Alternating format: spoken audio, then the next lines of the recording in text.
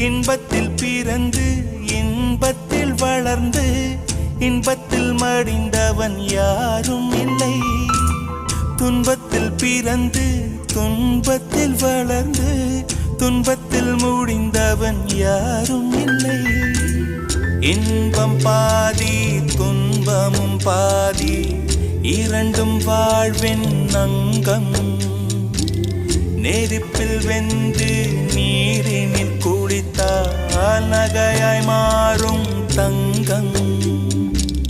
தோல்வியும் கொஞ்சம் வேண்டுமடி, வெற்றிக்கு அதுவே எணியடி.